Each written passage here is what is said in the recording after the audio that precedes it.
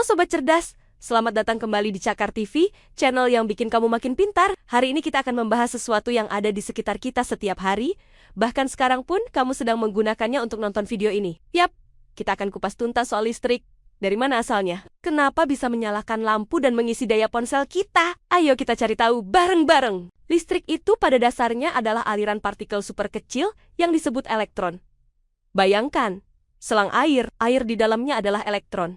Dan aliran airnya adalah arus listrik. Semua benda di dunia ini, termasuk tubuh kita, tersusun dari atom. Nah, di dalam atom inilah ada elektron. Biasanya, elektron ini dia manis di tempatnya. Tapi, dengan sedikit dorongan, mereka bisa bergerak dari satu atom ke atom lainnya. Gerakan massal para elektron inilah yang kita sebut sebagai listrik. Lalu, bagaimana cara kita mendorong elektron-elektron ini biar mau bergerak?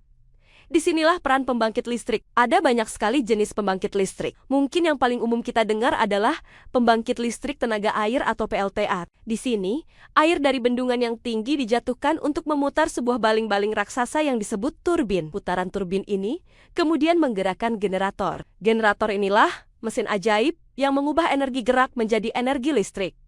Prinsip kerjanya mirip dinamo di sepeda zaman dulu. Semakin kencang kita mengayuh, semakin terang lampunya. Di generator, ada magnet dan kumparan kawat. Ketika salah satunya berputar, medan magnet di dalamnya akan mendorong elektron-elektron di dalam kawat untuk bergerak. Jadilah arus listrik. Selain tenaga air, ada juga pembangkit listrik tenaga uap atau PLTU. Di sini, yang memutar turbin adalah uap air bertekanan tinggi. Untuk menghasilkan uap, kita butuh panas. Panasnya bisa dari membakar batu bara, gas alam, atau bahkan dari reaksi nuklir di pembangkit listrik tenaga nuklir atau PLTN. Konsepnya sama. Panas mendidihkan air, uap memutar turbin, turbin menggerakkan generator, dan listrik pun tercipta. Ada juga sumber energi yang lebih ramah lingkungan loh. Misalnya pembangkit listrik tenaga surya atau PLTS yang menggunakan panel surya untuk mengubah cahaya matahari langsung jadi listrik. Atau pembangkit listrik tenaga bayu atau PLTB yang menggunakan kincir angin raksasa untuk menangkap energi angin dan memutar generator. Semua metode ini punya satu tujuan yang sama, menciptakan gerakan untuk memutar generator. Oke, listrik sudah berhasil dibuat di pembangkit yang lokasinya bisa jadi sangat jauh dari rumah kita. Terus, bagaimana listrik itu bisa sampai ke colokan di dinding? Proses ini namanya transmisi dan distribusi. Dari pembangkit, listrik dialirkan melalui kabel-kabel besar dengan tegangan yang super tinggi, bisa ratusan ribu volt. Kenapa harus setinggi itu? Ini trik fisika yang cerdas. Dengan menaikkan tegangan, arusnya jadi lebih kecil. Arus yang lebih kecil berarti energi yang hilang di perjalanan karena panas jadi lebih sedikit. Jadi lebih efisien. Listrik tegangan super tinggi ini kemudian berjalan melewati menara-menara raksasa yang sering kita lihat. Itu namanya sutet. Saluran udara tegangan ekstra tinggi. Setelah menempuh perjalanan jauh, listrik ini sampai di gardu induk. Di sini, tegangannya diturunkan menggunakan alat yang namanya transformator atau trafo. Dari ratusan ribu volt, diturunkan jadi puluhan ribu volt. Dari gardu induk, listrik didistribusikan lagi lewat tiang-tiang listrik yang lebih kecil ke lingkungan perumahan kita. Sebelum masuk ke rumah, ada gardu distribusi lagi yang menurunkan tegangannya sekali lagi, sampai ke level yang aman untuk peralatan elektronik kita, yaitu sekitar 220 volt. Dari sana, barulah listrik dialirkan lewat kabel ke rumah kita, masuk melalui meteran listrik yang menghitung pemakaian kita. Dan akhirnya, sampai ke colokan di dinding, siap untuk menyalakan TV, mengisi daya ponsel, dan membuat hidup kita jauh lebih mudah. Nah, sekarang kita tahu, listrik itu adalah aliran elektron. Tapi ada dua jenis aliran utama, yaitu arus searah atau DC, dan arus bolak-balik atau AC. Apa bedanya arus DC atau direct current? Itu seperti air yang mengalir lurus di selang dari satu ujung ke ujung lain. Elektronnya bergerak ke satu arah saja. Contoh paling gampang dari listrik DC adalah baterai. Baterai ponsel, baterai laptop, aki mobil, semuanya menggunakan arus DC.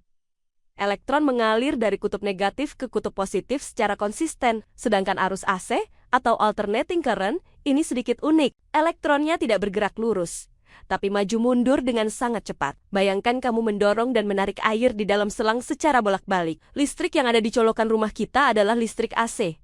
Kenapa pakai AC? Karena listrik AC jauh lebih mudah untuk dinaikkan dan diturunkan tegangannya menggunakan trafo, yang membuatnya ideal untuk transmisi jarak jauh, seperti yang sudah kita bahas tadi. Peralatan elektronik kita, seperti laptop dan ponsel, sebenarnya butuh listrik DC untuk bekerja. Loh, Terus bagaimana? Makanya kita butuh adaptor atau charger. Benda kotak yang sering kita colok itu tugasnya adalah mengubah listrik AC 220 volt dari dinding menjadi listrik DC dengan tegangan rendah yang dibutuhkan oleh gadget kita. Jadi, charger itu sebenarnya adalah trafo mini sekaligus penyarah arus.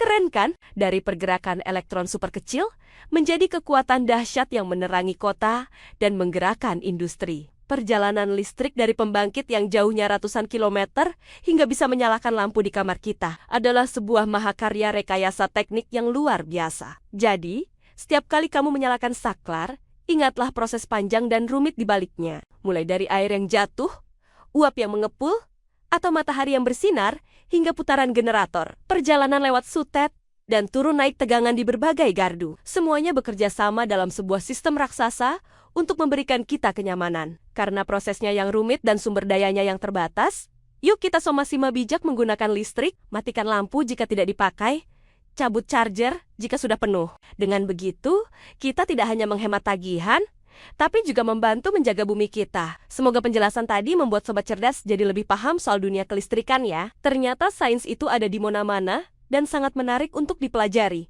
Terima kasih sudah nonton sampai habis. Kalau kamu suka video seperti ini dan mau tahu lebih banyak hal-hal keren lainnya, jangan lupa untuk tekan tombol like, subscribe channel Keker TV, dan nyalakan lonceng notifikasinya. Kalau ada pertanyaan atau ide topik lain, tulis aja di kolom komentar ya. Sampai jumpa di video selanjutnya. Tetaplah penasaran.